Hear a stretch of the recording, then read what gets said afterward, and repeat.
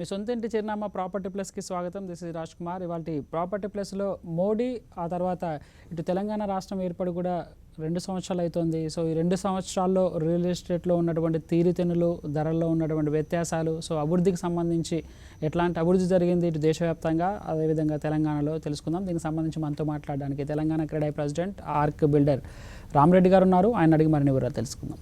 Sir, welcome to property plus. Sir, ఈ 2 సంవత్సరాలలో చూసుకున్నట్లయితే ఇటు మోడీకి సంబంధించి మొదట మాట్లాడుకుందాం. సో దేశవ్యాప్తంగా మనం రియల్ ఎస్టేట్కి సంబంధించి కాబట్టి, సో రియల్ ఎస్టేట్లో ఈ బిల్లు రావడం కానీ, తర్వాత ఈ మార్పులు చేర్పులు కానీ, తర్వాత స్మార్ట్ సిటీస్ గురించి కానీ, సో ఎట్లా ఓవరాల్గా ఈ 2 సంవత్సరాల్లో రియల్ ఎస్టేట్ రంగం వర్సెస్ మోడీ గవర్నమెంట్ ఎట్లా చూడొచ్చు? మోడీ గవర్నమెంట్ యాక్చువల్ చెప్పాలంటే ఒక పాజిటివ్ గవర్నమెంట్గానే ఉంది. డెఫినెట్గా 2 ఇయర్స్లో వాట్ ఎవర్ అంటే ఫౌండేషన్స్ హ్యావ్ బీన్ లేడ్, అంటే అన్నిటికీ పునాదులు పడుతున్నాయి ఇప్పుడు. సో రియల్ ఎస్టేట్ రంగానికి వచ్చేసరికి ద బిగ్గెస్ట్ ఏంటంటే main real estate regulator third bill రావడము. ఇది కన్జ్యూమర్కి చాలా చాలా అడ్వాంటేజ్. సో దీనివల్ల కొన్ని అంటే ఎవరైతే అన్ఆథరైజ్డ్ కన్స్ట్రక్షన్ చేసేవాళ్ళు, అన్ప్రొఫెషనల్గా కన్స్ట్రక్షన్ చేసేవాళ్ళు, తర్వాత అంటే ఎవరైతే కస్టమర్ని చీట్ చేసేవాళ్ళు, వీరందరికీ ఒక పెద్ద చెక్ లాగా అయిపోతుంది. సో ఒక మంచి బిల్డర్స్ ఎవరైతే చేసేవాళ్ళు డెఫినెట్గా ఇది అడ్వాంటేజ్ ఉంటుంది. బట్ దీంట్లో కూడా కొన్ని ఇంకా అంటే రియలిస్టిక్ వచ్చేసరికి మాకు కూడా కొన్ని ఇబ్బందులు ఎదురయ్యే ఆస్కారం ఉంది. ఎందుకంటే ప్రతి ఒక్కరు ఎక్స్పెక్టేషన్స్ ఆ బిల్లు గురించి ఒక బూచి చూపించేసి ఇది భయపెట్టడము, జైలు పంపిస్తాం, కొన్ని రకాలు ఉన్నాయి కదా. సో అదంతా కొంచెం అందరి అలవాటు పడడానికి కొంచెం టైం పడుతుంది. సో డెఫినెట్గా ఇది ఈ రియల్ ఎస్టేట్ రెగ్యులేటర్ బిల్ అనేది ప్రీవియస్ గవర్నమెంట్ నుంచి ఉన్నా కానీ డెఫినెట్గా ఈ గవర్నమెంట్ ఇనిషియేటివ్ తీసుకొని దాన్ని మన అప్రూవల్ చేయడం జరిగింది. సో ఇది కన్జ్యూమర్ పాయింట్ ఆఫ్ చూసుకుంటే కన్జ్యూమర్కి ద బిగ్గెస్ట్ బెనిఫిట్. సో అలాగే మాకు కూడా రియల్ ఎస్టేట్ రంగానికి ఒక ఇంకా 1-2 ఇయర్స్లో ఒక మంచి విలువ అనేది రియల్ ఎస్టేట్ రంగం ఒకప్పుడు ఏంటంటే అంత అంటే మోసపూరితం అనేది కొంతమంది చేసేవాళ్ళకి అందరికీ ఎఫెక్ట్ పడుతుంది. అందరూ అంటే ఒక మంచి డెవలపర్ ఉన్నా కానీ పక్కన ఎవరో చేసేదాన్ని బట్టి ఒక బిల్డింగ్ కూలిపోతుంటుంది, లేకుంటే ఒకరికి టైమ్లీ డెలివరీ ఇవ్వరు, రకరకాల మోసాలు జరుగుతుంటాయి. ఏదో జరుగుతుంటుంది అంటే సేల్ చేసిందే ఇంకోరు సేల్ చేయడం, రకరకాల మోసాలు జరిగేసరికి జనరల్గా రియల్ ఎస్టేట్ రంగం అనేసరికి ఒక చిన్న చూపు ఉండేది. సో రాబో రోజుల్లో అదంతా తొలగిపోతుంది. సో రియల్ ఎస్టేట్ రంగానికి కూడా కొంచెం ఒక మంచి గుర్తింపు ఉంటుంది. సో దీనివల్ల ఏంటంటే విదేశీ పెట్టుబడులు కూడా పెరుగుతాయి. సో ఈ గత 2 ఇయర్స్ పాలన మోడీ గారిది చూసుకుంటే ఏంటంటే సో గవర్నమెంట్ మీద అంటే భారతదేశం మీద చాలా చాలా అంటే ఆశలు పెరిగాయి. అంటే ప్రపంచ దేశాల్లో చూసుకుంటే ఏ దేశానికి పోయినా కానీ ఒక భారతదేశం అంటే ఒక ఇదివరకున్న ఇది కాకుండా ఒక భారతదేశం విలువ డెఫినెట్గా పెరిగింది. సో ఎన్నో దేశాల్లో తిరిగి మన భారతదేశం అంటే ఒక రికగ్నిషన్ వచ్చింది world wide. So one of the most powerful leader one of the most powerful in the world అని చెప్పవచ్చు మోడీ గారు. ఎందుకంటే అత్యధిక మెజార్టీతో రావడము, ఆయనకు సెల్ఫ్లెస్ మ్యాన్గా అంటే ఆయనకు సొంత లాభాలు ఏ లేకుండా కానీ అంటే మేక్ ఇన్ ఇండియా అనుకోండి, స్వచ్ఛ భారత్ అనుకోండి, ఇట్లాంటి ఏదైతే ఉన్నాయో, తర్వాత జన్ధన్, తర్వాత housing for all by 2022. So ఇది ఒకటి బిగ్గెస్ట్ అంటే రియల్ ఎస్టేట్ రంగానికి సంబంధించిన హౌసింగ్ ఫర్ ఆల్ అనేది సో బై 2022 అందరికీ ఉన్నది. అదొక చాలా చాలా మంచి అంటే పథకం. సో దీంట్లో ఏంటంటే ఆల్రెడీ స్టార్ట్ అయింది, దానికి కూడా ఫండ్స్ కేటాయించడం జరిగింది. సో ఇల్లు లేని వారికి అతి పేదలు కూడా ఇల్లు రావడానికి చాలా ఆస్కారం ఉంది. సో అది ఒక బిగ్గెస్ట్ అంటే advantage for the real estate. అలా చూసుకుంటే కానీ కొంచెం డిసప్పాయింట్మెంట్ ఎక్కడంటే ఇంకా ఎక్స్పెక్టేషన్ మోడీ అనగానే ఎక్స్పెక్టేషన్ చాలా ఎక్కువ ఉండే. ఎందుకంటే మనకు బిఫోర్ ఎలక్షన్ రాకముందుకు మనకు అదే 1,75,000 కోట్ల నల్లధనం వేరే దేశాలు ఉంది, అదంతా వస్తుంది. ఇంకా అంటే చాలా విషయాల్లో ఎన్నో ఎక్స్పెక్టేషన్స్. ఇప్పుడు ఏంటంటే మొత్తం అయిపోతుంది, మన ఇండస్ట్రీస్ వెల్లువెత్తుతుంటాయి, చాలా ఇన్ఫ్లోస్ వచ్చేస్తుంటుంది, భారతదేశం పూర్తిగా వెలిగిపోతుందనే కొంచెం ఉండే. బట్ అదేంటంటే ఇంకా రియలిస్టిక్ రాలేదు. సో రావడానికి కొంచెం సమయం పడుతుంది. సో బట్ ఎనీవే ఈ 2 ఇయర్స్ పాలన మాత్రం డెఫినెట్గా ప్రశంసించదగింది. ఫౌండేషన్స్ అంటే పునాదులు మాత్రం అంటే ఫ్యూచర్ డెవలప్మెంట్కి పునాదులు మాత్రం పడ్డాయి. సార్, ఈ మధ్యకాలంలో చేసినటువంటి ఎఫర్ట్స్లో చూద్దాం. సో రియల్ ఎస్టేట్ రంగానికి ఒకటి FDI పరిమితి పెంచడం, సో అది ఎట్లా ఎంత మేర ఉపయోగపడుతుంది? మనం ఇంతకుముందు ప్రీవియస్ డిస్కషన్స్లో కూడా చేసాము. సో ఎఫ్డిఐ అలో చేయడం వల్ల లోకల్ బ్యారియర్స్ ప్రాబ్లమ్స్ ఉంటాయి. తర్వాత లోకల్ రియల్ ఇన్వెస్టర్స్ కానీ లోకల్ రియల్ ఎస్టేట్ కంపెనీలు కూడా చాలా వరకు మూతపడే అవకాశం ఉంది. తర్వాత ధరలు మన నియంత్రణలో ఉండవు అని చెప్పేసి నెగిటివ్స్ కూడా ఉన్నాయంటే, సో దీన్ని ఎట్లా చూడొచ్చు? ఎఫ్డిఐ అలో బాగానే ఉన్నప్పుడు కూడా సో ఇందులో ఉన్నటువంటి నెగిటివ్స్ని కూడా కొంత ఆలోచించాల్సిన అవసరం ఉంది కదా. యా, యాక్చువల్లీ ఎఫ్డిఐ అనేది వెల్కమింగ్ డెసిషన్ అండి. ఎందుకంటే మన దగ్గర రేట్ ఆఫ్ ఇంట్రెస్ట్లు అంటే గవర్నమెంట్లో అంటే రియల్ ఎస్టేట్ రంగం అనగానే బ్యాంక్స్ లోన్స్ చాలా తక్కువ ఇస్తున్నాయి. ఎందుకంటే ఒక ఇండస్ట్రియల్ స్టేటస్ లాగా చూడట్లేదు రియల్ ఎస్టేట్ని. రేట్ ఆఫ్ ఇంట్రెస్ట్ ఎక్కువ ఉంటుంది, ప్లస్ చాలా తక్కువ అంటే ఓన్లీ రెప్యూటెడ్ పీపుల్. సపోజ్ ఒక 100 బిల్డర్స్ ఉంటే దాంట్లో నాకు తెలిసి only 15 to 20% of the builders they are getting the loans. అంటే 20% కంటే ఎక్కువ మంది బిల్డర్స్కి లోన్స్ నాకు తెలిసి ప్రాజెక్ట్ ఫైనాన్స్ అనుకోండి ఇవన్నీ రావట్లేదు. సో ఇన్ఫ్రాస్ట్రక్చర్లో ఎన్పిఎస్ ఎక్కువ ఉన్నాయని చెప్పి బ్యాంకులు చెప్తున్నాయి. అంటే ఎగ్గొట్టే వాళ్ళ సంఖ్య ఎక్కువ ఉండడం వల్ల తగ్గిందండి. మీరు ఇప్పుడు రీసెంట్గా జరిగిన ఏ ఇన్ఫ్రాస్ట్రక్చర్ అంటే రియల్ ఎస్టేట్ కాదు, మీరు చూడండి infrastructure is totally different. Housing ఎక్కడైనా ఇట్స్ ద సేఫెస్ట్ అంటే ఇన్వెస్ట్మెంట్ ఫర్ ద బ్యాంకర్స్. అంటే సేఫ్ లోన్స్లో సేఫెస్ట్ అంటే మన దగ్గర ఇదే. ఎందుకంటే మీరు చూడండి వాళ్ళు ఇచ్చేది 80% లోన్ ఇస్తారు. తర్వాత అంటే ఇప్పుడు మెజారిటీ ఆఫ్ ద సిటీస్లో కొన్ని చోట్ల ఏంటంటే వాల్యూ కంటే కూడా తక్కువ అండర్ వాల్యూ చేసేసి లోన్ ప్రొవైడ్ చేస్తున్నారు.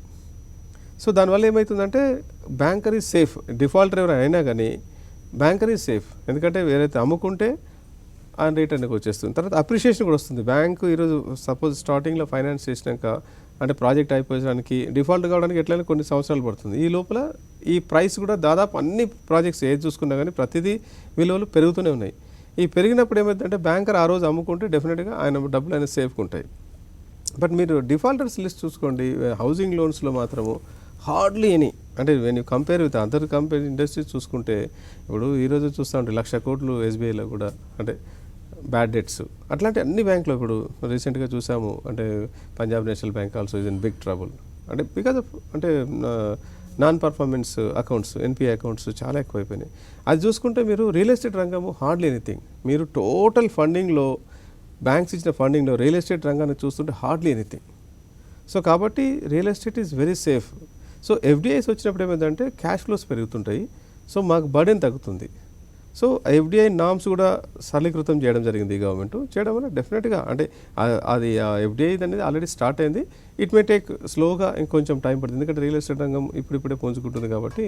సో కొద్ది రోజుల్లో డెఫినెట్గా అది ఎఫ్డిఐస్ కూడా చాలా వస్తాయి. వచ్చినప్పుడు మాకు ఫండ్స్ అవైలబుల్ ఉన్నప్పుడు ప్రాజెక్ట్స్ కూడా బాగా వస్తుంటాయి. సరిగ్గా పాజిటివ్లోకి వెళ్దాం. సో స్మార్ట్ సిటీస్కి సంబంధించి చూసాం.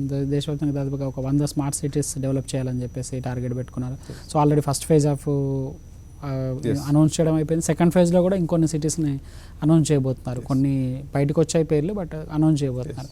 సో ఫండింగ్ విషయంలోకి వచ్చేసరికి కొంత వెనకబడినట్టుగా కనబడుతోంది. అలొకేషన్స్ లేదు కానీ హామీలు మాత్రం ఎక్కువగా ఇస్తున్నారు. అంటే ప్రతి పేదవాడికి వెళ్ళి వాళ్ళు 2020 వరకు అని చెప్పి ఒక టార్గెట్ పెట్టుకున్న ఫండింగ్ విషయంలో కొంత వెనకాడుతున్నట్టుగా కనబడుతోంది. చాలా రాష్ట్రాల్లో ఉచిత హామీలు ఇస్తున్నారు మోడీ అనేటువంటి నినాదం కూడా వినబడుతోంది. ఎందుకంటే ఎస్పెషల్లీ ఆంధ్రప్రదేశ్ కొత్తగా ఏర్పడినటువంటి ఆంధ్రప్రదేశ్లో చూసుకున్నట్లయితే అసలు ఫండ్స్ ఇవ్వట్లేదు అని చెప్పేసి మనం ఈ మధ్య కాలంలో చాలా చూస్తాం. సో అనౌన్స్మెంట్ అంటే చెప్పేటువంటి వాటికి తర్వాత ప్రణాళికబద్ధంగా వచ్చినటువంటి వాటికి చాలా డిఫరెన్స్ ఉంటుంది అంటున్నారు. సో దీన్ని ఎట్లా చూడొచ్చు? డెఫినెట్గా తేడా ఉంది. ఎప్పుడైనా పొలిటికల్ అనౌన్స్మెంట్స్కి ప్లస్ వచ్చేసరికి ఎందుకో ఎన్నో ప్రామిస్ చేశారు. బైఫర్కేషన్ అప్పుడు ఆంధ్రాకి ఎన్నో ప్రామిస్ చేశారు, ఇది చేస్తాం అది చేస్తామని. బట్ రియలిస్టిక్ వచ్చేసరికి లేదు. ఎందుకంటే అంత ఫండ్స్ లేవు వాళ్ళ దగ్గర. So when you're looking at the total దేశవ్యాప్తంగా చూసుకుంటే ఓన్లీ ఆంధ్రప్రదేశ్కి ఇవ్వాలనేసరికి వాళ్ళ ఎక్స్పెక్టేషన్స్. తర్వాత ఏంటంటే మోడీతోని అలయన్స్ ఉండేసరికి డెఫినెట్గా మోడీ చాలా చేస్తాడు, ప్రామిస్ చేస్తాడు, చాలా చేస్తాడని ఒకటి ఉండేది. సో రియలిస్టిక్ వచ్చేసరికి వాళ్ళు ఏమంటున్నారు ఇప్పుడు, అరే ఇంత తొందరగా కావాలంటే ఎక్కడ అవుతుంది, దర్ ఇస్ టైం అని అదే మాట్లాడుతున్నారు. సో అలాగే ఇప్పుడు మీరు స్మార్ట్ సిటీస్ అనౌన్స్ చేశారు. దాంట్లో ఏంటంటే ఈ బిగ్గర్ 100 ఇయర్కి 100 crores. సో వేరే సిటీ లైక్ హైదరాబాద్కి 100 crores అనేది నథింగ్. సో అదే వరంగల్ అనుకోండి, ఓకే డెఫినెట్గా. సో ఇదేంటంటే దీర్ఘకాలిక ప్రణాళిక. సో కాకుండా ఇంకా అనుకున్న దానికంటే వేగం అనేది చాలా తక్కువ ఉంది. సో ఒకసారి స్మార్ట్ సిటీ కాన్సెప్ట్ వచ్చినప్పుడు ఏముందంటే వావ్ అనే ఫీలింగ్ ఉంటుంది. ఇప్పుడు స్లోగా ఏమవుతుందంటే అది దాని మీద అంత అంటే ఉత్సాహం కూడా కొంచెం తగ్గుతూ ఉంది. ఎందుకంటే ఆ ఇంప్లిమెంటేషన్లో మీరు అన్నట్లు కొంచెం గ్యాప్ ఉంది. సో దాన్ని కొంచెం ఇంకా వాళ్ళు దృష్టి పెట్టేసేసి కొంచెం దాన్ని స్పీడప్ చేసేసి డెలివరబుల్స్ని అంటే ఫండింగ్ చేయడం కానీ ఇంప్లిమెంటేషన్ కానీ తొందరగా చేస్తే ఇంకా పాజిటివ్ ఉంటుంది. బట్ సార్ ధరల కంట్రోల్కి సంబంధించి చేస్తామని చెప్పేసి మోడీ గవర్నమెంట్ చూసింది. తర్వాత ఇంకొక వైపు ఆర్బీఐ రాజును కూడా హెచ్చరించాడు. సో చాలా వరకు బిల్డర్లు చాలా హైలో రేట్లకు అమ్ముతున్నారు, వాటిని తగ్గించుకోవాలి, మేము ఇంట్రెస్ట్ రేట్ తగ్గిస్తూ ఇన్ఫ్రాస్ట్రక్చర్ రంగాన్ని కానీ హౌసింగ్ రంగాన్ని కానీ లోన్స్ ఇస్తున్నాము, సో పూర్తిగా మానిటర్ చేస్తూ ఇన్ఫ్లేషన్ కంట్రోల్ చేస్తూ, బట్ బిల్డర్స్ తగ్గించుకోవాలని చెప్పేసి ఒక ఆర్బీఐ గవర్నరే హ్యూజ్ స్టేట్మెంట్ చేసినటువంటి పరిస్థితి. సో ఈ స్టేట్మెంట్ని ఎట్లా రిసీవ్ చేసుకోవచ్చు? నిజంగా అంత హైక్లో ఉన్నాయా, లేక మీరు చెప్తున్నారు ఫండ్స్ ప్రాబ్లం ఉంది, సో బ్యాంకులు ఇవ్వట్లేదని మీ వైపు నుంచి కూడా ఉంది, ఎట్లా సింక్రనైజ్ అవుతుంది? బిల్డర్స్ ఈరోజు ప్రతి బిల్డర్ కూడా ఎన్నో బాధల్లో ఉన్నారు. రేట్ ఎక్కువ వస్తుంది, లాభాలు ఎక్కువ కావాలని ఎవ్వరూ నష్టపోరు. ఎందుకంటే ఈరోజు సపోజ్ లెటసే ఒక 4,000 రూపాయలు స్క్వేర్ ఫీట్ అమ్మేది ఉందనుకోండి, 4,000కు అమ్ముడు పోతే చాలరా బాబు అనుకున్నారు. అంతేగాని నాకు 4,500 రావాలి, 5,000 రూపాయలు రావాలి, అది వస్తేనే అమ్ముతాను ఎవరు లేరు. ఒక సైడు బ్యాంకు వడ్డీలు, ఇన్వెంటరీ పెరిగిపోతుంటుంది, కన్స్ట్రక్షన్ కాస్ట్ పెరిగిపోతుంది, డిలే అవుతుంటే క్యాష్ ఫ్లోస్ ఉండవు. సో నో డెవలపర్ ఎవరు కూడా నాకు హై రేట్స్ వస్తేనే అమ్ముతాను ఎవరు అనుకోరు. మార్కెట్ బాగాలేనప్పుడు ఏ రేట్ వస్తే ఆ రేటు తీసేసుకోవాలనే ఉద్దేశంలో ఉంటారు. సో దాంతో మేము ఏకీభవించట్లేదు. సో డెఫినెట్గా కొన్ని ప్రాజెక్ట్స్లో మార్జిన్స్ ఎక్కువ ఉంటాయి. ఎస్, కొన్ని మెయిన్ ప్రీమియం ప్లేసెస్ ఉన్నాయి అనుకోండి, డిమాండ్ ఉన్నప్పుడు ఆటోమేటిక్గా రేట్ ఎక్కువ ఉంటుంది. డిమాండ్ లేనప్పుడు రేట్ ఎక్కువ ఎలా ఉంటుంది? సో మీరు రేట్ తగ్గించాలంటే లాస్ట్లోనే ఆల్రెడీ నష్టాల్లో ఉన్నారు, ఇంకా తగ్గించి ఎక్కడ అమ్ముతారు? సో రేట్ ఆఫ్ ఇంట్రెస్ట్ వాళ్ళు తగ్గించింది కూడా చాలా తక్కువ. సో మీరు హౌసింగ్ లోన్స్ తగ్గిస్తే కన్జ్యూమర్ బెనిఫిట్ అయిపోతాడు, మాకు బెనిఫిట్ కాదు కదా. సో ఏది మాకు అంటే 0.25, 0.5% వడ్డీ అనేది it's not that much effective. అదే మనం వే బ్యాక్ ఇంతకుముందు ఉన్నట్టు కన్జ్యూమర్ కూడా 8% లోన్ తీసుకోవడము, మాకు కూడా 10%, 11% అంటే అట్లా మ్యాక్సిమం 12% లోపల మాకు లోన్స్ వచ్చాయి అనుకోండి, డెఫినెట్గా ఆటోమేటిక్గా ప్రైసెస్ కూడా తగ్గిపోతాయి. జేఎన్ఎన్యూఆర్ఎం కింద ఇల్లు కావచ్చు, తర్వాత కొన్ని హైట్ పర్మిషన్లకు సంబంధించి కావచ్చు, కొంత ఫ్రీ జోన్లు చేసేటట్టుగా కూడా సెంట్రల్ గవర్నమెంట్ యోచిస్తున్నట్టుగా తెలుస్తుంది. సో దీన్ని ఎట్లా చూడొచ్చు? తర్వాత అమరావతి ఫండింగ్కి వచ్చేసరికి స్మార్ట్ సిటీగా అమరావతిని ప్రకటించారు, బట్ దానికి కావాల్సినటువంటి ఫండింగ్స్ ఇవ్వడంలో అంటే 100 కోట్లే ఇస్తామని చెప్తున్నారు, కొత్త రాజధాని ఏర్పాటు చేస్తామని ఒక హామీ ఇచ్చారు. సో ఇవన్నీ ఎట్లా చూడొచ్చు? అంటే ఫండింగ్ కోసం ప్రైవేట్ వ్యక్తుల దగ్గరికి వెళ్ళినట్లయితే పూర్తి స్థాయిలో రాజధాని అంతా కూడా వాళ్ళ గ్రిప్లోనే ఉండేటువంటి పరిస్థితి ఉంటుంది, సామాన్యునికి ఇల్లు దొరకదు. సో గవర్నమెంట్ ఏమో ఖచ్చితంగా సామాన్యులు అందరూ ఉండేటట్టుగా ఇల్లు నిర్మించాలి, సామాన్యుల కోసమే ఇన్ని కోట్ల ఇల్లు కడతామని చెప్పేసి ఇంకొక వైపు 5 కోట్ల ఇల్లు కడతామని చెప్పి టార్గెట్ పెట్టుకుంది. సో ఈ ఒడిదుడుకులను ఎట్లా చూడొచ్చు? యాక్చువల్లీ సామాన్యునికి మాత్రం గవర్నమెంట్ ఆల్రెడీ 1,50,000 రూపీస్ అనేది ఇస్తుంది, అంటే 6% ఇంట్రెస్ట్ కూడా ఇస్తున్నటువంటి అది డెఫినెట్గా ఇది చాలా బెనిఫిట్. అది ఐ థింక్ ఆంధ్రాలో చాలానే ఇంప్లిమెంట్ అవుతుంది. సో ఆ 1.5 lakhs plus rate of interest 6% ఉంటే చాలామంది అది బెనిఫిట్ అవుతుంది. అది ఇట్స్ వెరీ గుడ్ స్కీమ్. డెఫినెట్గా దాని ఫలితాలు మీకు 2-3 సంవత్సరాల్లో చాలా డిఫరెన్స్ ఉంటుంది మీకు. ఇక అమరావతి ఫండింగ్ వచ్చేసరికి ముందు డెఫినెట్గా సెంట్రల్ గవర్నమెంట్ ఏదో కొంత చేయాల్సిందే. ఎందుకంటే ఆ న్యూ స్టేటు వాళ్ళ ప్రతి ఒక్కటి ఎక్స్పెండిచర్లో ఎంతో ఇన్వెస్ట్మెంట్ చేయాల్సి వస్తుంది. ఇంకా అంటే సెంట్రల్ గవర్నమెంట్ చేయూత లేకుంటే కొంచెం డెఫినెట్గా వాళ్ళు చాలా ఇబ్బందులు ఎదుర్కోవాల్సి వస్తుంది. చేస్తారనే ఆశిస్తాం డెఫినెట్గా, ఎందుకంటే ప్రెషర్స్ చాలా బిల్డప్ చేస్తున్నారు.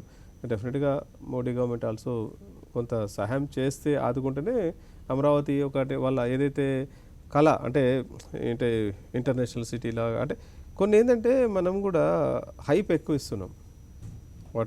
మొన్న రీసెంట్గా వెంకయ్యనాయుడు గారు మాట్లాడుతున్నాను చూసాము.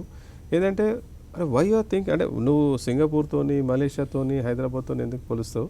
So what is immediately needed, first focus on that. So ఇప్పుడు ఏమవుతుందంటే ప్రతి ఒక్కరికి నా సిటీ ఇలా అయిపోతుంది అన్నప్పుడు ఎక్స్పెక్టేషన్స్ ఎక్కువైపోతాయి, ఊహలు ఎక్కువైపోయేసరికి అది జరగకపోయేసరికి అందరికీ డిసప్పాయింట్మెంట్ ఎక్కువవుతుంది. సో అందుకోసము రియలిస్టిక్గా ఉండి ఎగ్జాక్ట్లీ మనకి ఏం రిక్వైర్మెంట్ ఉంది, ఎలా ఉంది, సో మన రిక్వైర్మెంట్స్ ప్రకారం పోతుంటే మన ఎంప్లాయ్మెంట్ జనరేషన్ ఇంప్రూవ్ చేసుకుంటే క్వైట్ న్యాచురల్గా మనకు ఆటోమేటిక్గా ఫండ్స్ ఫ్లో వచ్చేస్తుంది. సో బేసిక్ ఏంటంటే ఇండస్ట్రీస్ రావాలి, ఐటీ కంపెనీస్ రావాలి అమరావతికి. అవన్నీ వచ్చినప్పుడు క్వైట్ న్యాచురల్గా మనకు ఎంప్లాయ్మెంట్ పెరుగుతుంది. ఒకసారి ఎంప్లాయ్మెంట్ పెరిగిందనుకోండి రియల్ ఎస్టేట్ రంగం పెరుగుతుంది. రియల్ ఎస్టేట్ రంగము ఒకసారి మంచి ఊపులో ఉందనుకోండి మిగతా ఇండస్ట్రీస్ కూడా బాగుంటాయి. సో ఒక రియల్ ఎస్టేట్ రంగం మీద ఎన్నో అంటే ఇండస్ట్రీస్ ఆధారపడి ఉన్నాయి.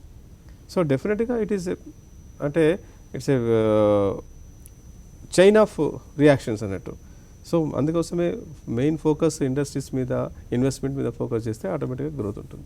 సార్ ఇక తెలంగాణ ప్రభుత్వంకి సంబంధించి సో 2 సంవత్సరాలు అవుతుంది. సో కేసీఆర్ ప్రభుత్వం వచ్చేసి ఇనిషియేటివ్స్ అనకూడదు, చాలా చాలా భారీ స్థాయిలో రియాల్టర్లకు లబ్ధి చేకూరే విధంగా హామీలు ఇచ్చారని చెప్పేసి వినపడుతోంది. అదేవిధంగా డబుల్ బెడ్రూమ్ల హామీకి సంబంధించి సో తెలంగాణ గవర్నమెంట్ వచ్చిన తర్వాత ఇక్కడ ఉన్నటువంటి రియాల్టర్ల కోసం తెలంగాణ ప్రభుత్వం చేసినటువంటి ఛార్జెస్ తగ్గించడం కానీ, లేకుంటే త్వరగా పర్మిషన్స్ ఇవ్వడం కానీ, హైట్ రెస్ట్రిక్షన్స్ తీసేయడం కానీ, సో ఇవన్నీ ఒక పక్కనైతే ఏకంగా తెలంగాణ రాష్ట్రమే సపరేట్గా ఒక రియల్ ఎస్టేట్ బిల్ తీసుకురావాలని చెప్పేసి చూస్తోంది. సో ఎట్లా చూడొచ్చు? ఈ గవర్నమెంట్ వచ్చిన, కేసీఆర్ గారి గవర్నమెంట్ వచ్చిన తర్వాత రియల్ ఎస్టేట్ రంగానికి మంచి ఊపు వచ్చింది. అంటే ఓన్లీ కొంచెం డిలే అయింది, బట్ అంటే దీని మీద సిరీస్ ఆఫ్ డిస్కషన్ జరగడం జరిగింది. సీఎం గారు మా రియల్టర్స్తోని ఎన్నో దఫాల డిస్కషన్ చేసేసి అంటే ఆల్రెడీ దీని మీద డిస్కస్ చేసాము. ఎన్నో GOs positive, everything is positive. అంటే ఇప్పుడు అది ఒకసారి ఆ జీవోస్ ఇంప్లిమెంట్ వచ్చేసిన తర్వాత ఆల్రెడీ ఎంతో మార్పు కనిపిస్తుంది హైదరాబాద్లో, ఎస్పెషల్లీ హైదరాబాద్లో. అఫ్కోర్స్ తెలంగాణలో ఇంకా కొంచెం మిగతా సిటీస్లో రావడానికి కొంచెం సమయం పడుతుంది, బట్ హైదరాబాద్లో మాత్రం ఆల్రెడీ కనిపిస్తుంది. ఎందుకంటే మేజర్ ప్రాజెక్ట్స్ వచ్చేసాయి ఇప్పుడు. అంటే మన రాష్ట్రం నుంచి కాకుండా ఇతర రాష్ట్రాల నుంచి, ఇప్పుడు బాంబే నుంచి వచ్చారు, బెంగళూరు నుంచి వచ్చారు, ఎన్నో అంటే మేజర్ బిల్డర్స్ అందరూ హైదరాబాద్ మీద ఫోకస్ చేస్తున్నారు. ఇదేంటంటే దీనంతా ఒక పాజిటివ్ అట్మాస్ఫియర్ క్రియేట్ అయిపోయింది.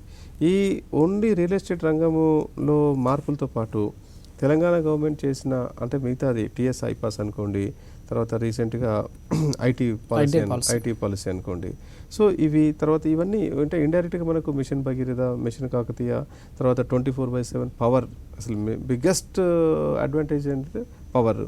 సో ఈ పవర్ అసలు అన్ఇంటరప్టెడ్ పవర్ డ్యూరింగ్ సమ్మర్ కూడా, అంటే గత ఎన్నో సంవత్సరాల నుంచి లేనిది ఈ సంవత్సరం అది చూపించేసరికి అందరిలో విశ్వాసం బాగా పెరిగిపోయింది గవర్నమెంట్ మీద. దేశవ్యాప్తంగా సెంట్రల్ గవర్నమెంట్ ప్రకటించింది ఒకవైపు అయితే డబుల్ బెడ్రూమ్స్ ఇస్తామని చెప్పి, సింగిల్ బెడ్రూమ్స్ ఒక రూమ్ కట్టుదామని చెప్పేసి JNNURM కింద ఉండేటువంటి ఇళ్ళన్నీ అట్లాగా ఉంటాయి. బట్ ఇక్కడ ఏంటంటే ఏకంగా డబుల్ బెడ్రూమ్ కడతాము అని చెప్పేసి అనౌన్స్ చేయడం, సో దానికి సంబంధించిన ప్రణాళికలు చేయడం, సో ఎంతవరకు అది పాసిబిలిటీ ఉంది యాజ్ ఏ డెవలపర్గా మీరు బై ఓన్గా కన్స్ట్రక్ట్ చేస్తుంటారు కాబట్టి, సో ఎంతవరకు పాసిబిలిటీ ఉంది? డబుల్ బెడ్రూమ్స్ అంత తక్కువ అమౌంట్లో కట్టాలి, స్పేస్ అనేది హైదరాబాద్ లాంటి ప్లేస్లో చాలా తక్కువ ప్లేస్ అవైలబిలిటీ ఉంది సిటీలో చూసుకున్నట్లయితే. సో ఎట్లా చూడొచ్చు? ప్రభుత్వం సాహసోపేతమైన నిర్ణయం చేసింది అనుకోవచ్చా? ఇంకొకటి ఏంటంటే కాంట్రవర్సీ కూడా ఒకటి నడుస్తుంది. ప్రభుత్వం 600-700 రూపాయలు స్క్వేర్ ఫుట్కి ఇస్తా అని చెప్తే బిల్డర్లు 1000 రూపాయలు ఇవ్వాలని చెప్పేసి అంటున్నారు. అంటే అది కూడా చాలా తక్కువ ఖర్చులో చేస్తున్నామని చెప్తున్నారు. సో ఈ కాంట్రాక్టరీ సాహసోపేతమైన నిర్ణయం, ఈ రెండింటిని ఎట్లా చూడొచ్చు? ఇది 2 బెడ్రూమ్ స్కీమ్ అనేది మాత్రం ఒక డ్రీమ్ స్కీమ్ యాక్చువల్లీ చెప్పాలంటే. ఎందుకంటే ఒక సామాన్యుడు, ఏ ఇల్లు లేని వారు ఎవరైతే 50-60 స్క్వేర్ ఫీట్లో ఇంట్లో ఉండేవాళ్ళు, వాళ్ళకి 550 స్క్వేర్ ఫీట్, 540 స్క్వేర్ ఫీట్ ఇల్లు గవర్నమెంట్ ప్రొవైడ్ చేయబోతుంది. భారతదేశంలో ఎక్కడా లేని విధానం ఇది. తర్వాత ప్రతి చోట లబ్ధిదారుల నుంచి కొంత కలెక్ట్ చేస్తారు, ఇక్కడ వచ్చేసరికి 0. అంటే కాంట్రిబ్యూషన్ ఎవరిది అసలు, అంటే 100% ఫ్రీ ఇస్తున్నారు. అంటే ఈ కాన్సెప్ట్ అనేది ఎక్సలెంట్ కాన్సెప్ట్. అంటే దీంట్లో అసలు ఇక ఇది ఐ విష్ 100% సక్సెస్ కావాలని కోరుకుంటాను. ఎందుకంటే అతి సామాన్యులు అంటే ఆ స్పెసిఫికేషన్స్ కూడా, అంటే ఒక మధ్యతరగతి వారు ఇల్లు కొనుక్కుంటే ఎలా ఉంటారు అట్లాంటి స్పెసిఫికేషన్స్, అంటే హై ఎండ్ స్పెసిఫికేషన్ చెప్పాను, బట్ డెఫినెట్గా వెరీ స్టాండర్డ్ స్పెసిఫికేషన్స్. అంత మంచి స్పెసిఫికేషన్లో అంత వెంటిలేషన్తోని, అందులో ఈ వాస్తు కూడా కన్సిడర్ చేస్తున్నారు. అన్ని విధాలు చేసేసి ఒక ప్లానింగ్ మాత్రం ఎక్సలెంట్. దీని ప్లానింగ్ వరకు అద్భుతం, అంటే ప్రణాళిక అద్భుతం. బట్ మీరు అన్నట్లు ఇంప్లిమెంటేషన్కి వచ్చేసరికి కొంచెం గవర్నమెంట్కి కొంచెం ఇబ్బందులు ఉన్నాయి. మీరు చెప్పినట్టు 600-700 కాదు, రూరల్లో అయితే 900 రూపాయలు, అర్బన్లో అయితే 950 రూపాయలు. వెన్ ఇట్ కమ్స్ టు సిటీకి వచ్చేసరికి GHMC లిమిట్స్లో కానీ ఇది అంటే హై రేజ్ బిల్డింగ్స్, అంటే 12 ఫ్లోర్స్ నుంచి 15 ఫ్లోర్స్ వరకు అయితే దాదాపు 1200 రూపాయలని గవర్నమెంట్ ఉద్దేశం ఉంది. బట్ అది యాక్చువల్ ఏమైందంటే అది కాంట్రాక్టర్స్కి అది వర్కౌట్ కొంచెం కష్టంగా ఉంది. సో దానికోసం అదర్ ఆప్షన్స్ కూడా గవర్నమెంట్ చూస్తూ ఉంది. అంటే డెవలపర్స్తోని, అంటే డెవలప్మెంట్కి ఇచ్చేసి ల్యాండ్, సో దాంట్లో కొంత పర్సంటేజ్ తీసుకొని డెవలప్ చేయడం, అట్లాంటి ఆలోచనలు కూడా జరుగుతున్నాయి. బట్ రీసెంట్గా మళ్ళీ అంటే ఇంతకుముందు ఏంటంటే బిగ్గర్ ప్యాకేజెస్ ఉండేది.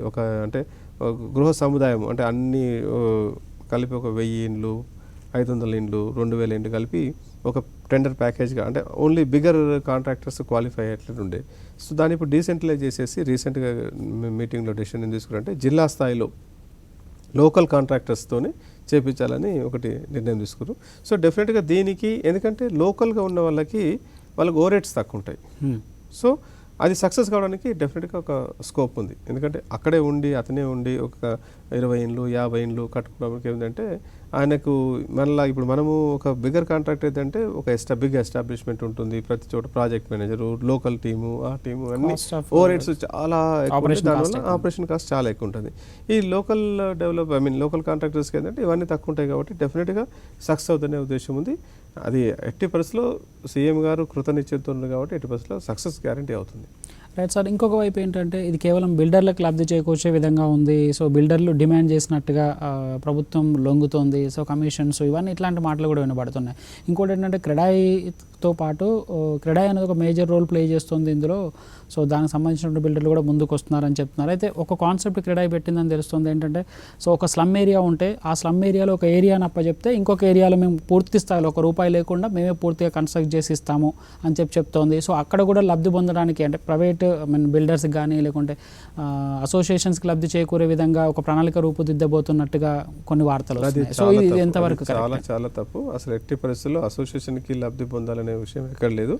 It's a win situation. ఇప్పుడు మీరు ఒకటి ఆలోచించండి, ఆ కన్స్ట్రక్షన్ ఇంకొకటి ఏంటంటే ప్రభుత్వానికి సంబంధించినటువంటి ల్యాండ్స్ సిటీలో ఉన్నాయి కాబట్టి ఒక స్లమ్లో మేము కట్టిస్తే అక్కడ ఉన్నటువంటి కొన్ని మెయిన్ ఏరియాలో ల్యాండ్స్ ఇవ్వాలనే కూడా ఒక ప్రపోజల్ పెట్టినట్టుగా తెలుస్తుంది. దాని కాస్ట్ దీని కాస్ట్ అన్ని వర్కౌట్ చేసే ఎక్కడ కూడా ఇక 100% ట్రాన్స్పరెన్సీ, ఎస్పెషల్లీ కేసీఆర్ గవర్నమెంట్ వచ్చిన తర్వాత ట్రాన్స్పరెన్సీ గురించి చాలా చాలా జరుగుతుంది. ఎక్కడ కూడా మీకు చిన్న అవకాశం కూడా అంటే ఈ కరప్ట్ అవకాశం ఎక్కడ కూడా లేకుండా చేస్తుంటారు. మనం ఏమన్నామంటే ఇప్పుడు స్లమ్ ఉంది, ఒక స్లమ్ ఉంది, ఆ స్లమ్లో అక్కడే కట్టడానికి కూడా రెడీగా ఉన్నాం. అంటే కొంత ఏరియా 2 బెడ్రూమ్ కట్టించేసి మిగతాది అంటే ఇప్పుడు ఫీజిబిలిటీ ఉంది, రోడ్డు 2 పక్కల రోడ్డు ఉంది, ఈ పక్క రోడ్డుని మేము మా ఇష్టానుసారంగా కట్టుకొని అంటే మా స్పెసిఫికేషన్స్తోని మా ఏరియాస్తోని కట్టుకొని బయట వాళ్ళకి అమ్ముకోవడానికి ఆస్కారం ఉండే చోట్ల అట్లాంటివి కూడా ప్రపోజల్ ఉంది.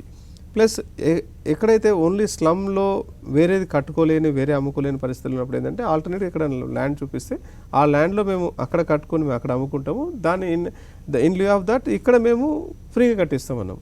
ఇవన్నీ కాస్టింగ్ వర్కౌట్ చేస్తారు గవర్నమెంట్. దాన్ని కూడా గవర్నమెంట్ ఇంకా ఒప్పుకోలేదు. ఇవన్నీ ప్రపోజల్ స్టేజ్లో ఉన్నాయి. ఎట్టి పరిస్థితుల్లో అసలు డెవలపర్స్ కూడా ఏదో ముందుకు వచ్చేసి మేము చేస్తామని కాదు, ఇక్కడ సోషల్ రెస్పాన్సిబిలిటీ లాగా గవర్నమెంట్ మమ్మల్ని కూడా ఇన్వాల్వ్ చేసేసి మమ్మల్ని కూడా కొంత బాధ్యత తీసుకొని చేయమనే ఉద్దేశంతో ఉంది. సో దానికి మేము అంటే సోషల్ రెస్పాన్సిబిలిటీగా తీసుకొని చేయాల్సిందే కానీ తప్పితే ఏదో మాకు చాలా లాభాలు వస్తాయి, అధిక లాభాలు వస్తాయి, గవర్నమెంట్ ఇట్లా చేస్తాం అది మాత్రం అబ్సల్యూట్లీ తప్పది. సార్ ఇంకొకటి ఉంది, ఒక ప్రాజెక్ట్ కట్టినప్పుడు దాంట్లో వీకర్ సెక్షన్ వీకర్ సెక్షన్కి సంబంధించినటువంటి ఈడబ్ల్యూఎస్ అట్లాంటి ప్రతిపాదనలు కొన్ని సంవత్సరాల నుంచి వస్తున్నాయి. సో దాన్ని చాలా వరకు బిల్డర్ ఉల్లంఘిస్తున్నారు. ఎందుకంటే ఒక పెద్ద కన్స్ట్రక్షన్ చేసినప్పుడు దాంట్లో crores of rupees పెట్టి ఇన్వెస్ట్ చేసి అపార్ట్మెంట్లు కడుతున్నప్పుడు దాని ముందే 10 లక్షలకు 15 లక్షలకు 20 లక్షలకు 15 లక్షల లోపు అట్లాంటి కట్టినప్పుడు వాటిని ఇవ్వట్లేదు, కేవలం వాళ్ళ మభ్య పెట్టడానికి మాత్రమే ప్రాజెక్టులో చూపిస్తున్నాడు. కాబట్టి అట్లాంటి దాటి మీద గట్టి కొరడా విధిస్తే సో ఆటోమేటిక్గా బిల్డర్లే ముందుకు వచ్చి కడతారు అనే యోచనలో కూడా ప్రభుత్వం ఉన్నట్టుగా తెలుస్తుంది. సో ఇది ఎంతవరకు కరెక్ట్? ఒకటి ఈ ఏదైతే అపవాదం అనుకోవచ్చా లేకుంటే ఏదైతే ఒక న్యూస్ అయితే ఏదైతే వచ్చిందో సో దానిపైన మీ టేక్ ఏంటి? సో డెఫినెట్గా అది ఎందుకంటే గత కొన్ని సంవత్సరాల నుంచి చూశారు, అది సక్సెస్ కాలేదు. మీరు ఒక్కటే సింపుల్గా ఆలోచన, ఒక కమ్యూనిటీలో ఒక అపార్ట్మెంట్స్లో కట్టినప్పుడు ఒక 10% యూనిట్స్ ఈడబ్ల్యూఎస్, 10% యూనిట్స్ ఎల్ఐజీకి, 10% ఆఫ్ ది ఏరియాలో కడితే ఈ అపార్ట్మెంట్లో మెయింటెనెన్స్ మీరు కొన్ని అపార్ట్మెంట్లో చూసుకుంటే 2,000 నుంచి 5,000 రూపాయల వరకు మెయింటెనెన్స్ ఉంటుంది మంత్లీ. ఈ నీటి ఎద్దడి వచ్చినప్పుడు రీసెంట్గా చూస్తున్నాను ఒక్కొక్క అపార్ట్మెంట్కి దాదాపు 3,000 రూపాయలు, 2,000 నుంచి 3,000 రూపాయలు ఓన్లీ ఫర్ వాటర్. ఒక సామాన్యుడు అదే 10 లక్షల రూపాయల ఇల్లు కొనుక్కున్న అతను నెలకు 5,000 రూపాయల నుంచి 8,000 రూపాయల వరకు ఎలా బేర్ చేయగలుగుతాడు? ఆ లివింగ్ స్టాండర్డ్స్ ఆ లివింగ్ స్టాండర్డ్స్కి టోటల్లీ డిఫరెంట్. సో అందుకోసమే ఈ సక్సెస్ కాలేదు ఈ ప్రాజెక్టు. అంటే ఏదైతే ఈడబ్ల్యూఎస్ ఎల్ఐజీ గృహాలు ఇవ్వాలనే ప్రాజెక్ట్ లోపల ఇవ్వాలనేది ఆ కాన్సెప్ట్ సక్సెస్ కాకపోయేసరికి దానికి షెల్టర్ ఫీ అనేది ఒకటి గవర్నమెంట్ విధించింది. So we're paying the shelter fee. మేమైతే ఏదైతే దాన్ని కట్టాలనుకున్నామో ఈడబ్ల్యూఎస్ ఎల్ఐజీ కట్టాలనుకున్న వాళ్ళు కట్టవచ్చు ఇప్పుడు కూడా, కానీ అది కట్టడం వల్ల ఆ సక్సెస్ అనేది జరగట్లేదు కాబట్టి దానికి షెల్టర్ ఫీ ఇస్తున్నాం. ఆ షెల్టర్ ఫీని తీసుకొని మీరు దీనికి వేరే కన్స్ట్రక్ట్ చేయొచ్చు. కాబట్టి ఆ షెల్టర్ ఫీ అనేది మంచి కాన్సెప్ట్. సో ఎన్నో డిస్కషన్స్ ఎంతో అయిన తర్వాత ఆ డెసిషన్ తీసుకోవడం జరిగింది. ఈ 2 సంవత్సరాలు బోత్ సెంట్రల్లో తర్వాత స్టేట్లో చూసుకున్నట్లయితే రియల్ ఎస్టేట్ ధరలు సో దాదాపుగా పెరిగినట్టుగా కనబడుతుంది. ఎస్పెషల్లీ తెలంగాణ అయితే before Telangana after Telangana rates పరిగణలోకి తీసుకున్నట్టుగా కనబడుతుంది. సో ఓవరాల్గా అన్ని పట్టణాల్లో సో ఇటు పూర్తి స్థాయిలో మెజార్టీ ఉన్న ప్రభుత్వం అక్కడ ప్లస్ ఇక్కడ రెండు రావడం జరిగింది. సో ధరల పెరుగుదల అనేది ఎట్లా ఉంది? సో ఒకప్పటికి ఇప్పటికి ధరల్లో వ్యత్యాసం ఎంత కనబడుతుంది ఈ 2 సంవత్సరాలలో? ఈ 2 సంవత్సరాల్లో 2 స్ట్రాంగ్ గవర్నమెంట్స్ బోత్ అక్కడ సెంట్రల్లో కానీ స్టేట్లో స్ట్రాంగ్ గవర్నమెంట్స్ ఉండేసరికి కన్సాలిడేట్ అయిపోయింది. ఇప్పుడు అంటే ఏవైతే అన్సర్టనిటీస్ ఉండే అవన్నీ కన్సాలిడేట్ అయిపోయి ఇప్పుడు ఇక్కడ నుంచి పరుగులు ఇస్తుంది. ఇప్పటివరకు పాజిటివ్ అనేది ఒక ట్రెండ్ క్రియేట్ అయిపోయింది. ఇప్పటివరకు ఏదైతే అపోహలు ఉండే అపోహలన్నీ తొలగిపోయినాయి. ఎస్పెషల్లీ మన హైదరాబాద్ చూసుకుంటే ఇప్పుడు డెఫినెట్గా సాలిడ్ ఫౌండేషన్ క్రియేట్ అయిపోయింది. ఇక్కడ నుంచి నెక్స్ట్ 2-3 ఇయర్స్ లోపల రియల్ ఎస్టేట్ రంగానికి చాలా చాలా చాలా మంచి రోజులు. Thank you sir. నిజంగా ఈ 2 సంవత్సరాలలో ఇటు మోడీ ప్రభుత్వం కానీ ఇటు కేసీఆర్ ప్రభుత్వం కానీ ఆ రంగా ఏ విధంగా వాళ్ళ ప్రభుత్వాలలో రియల్ ఎస్టేట్ అభివృద్ధులు ఉన్నాయో తెలియజేసినందుకు. Thank you. సో ఇది ఇవాళ ప్రాపర్టీ ప్లస్ స్టేట్ ఇంటూ సాక్షి.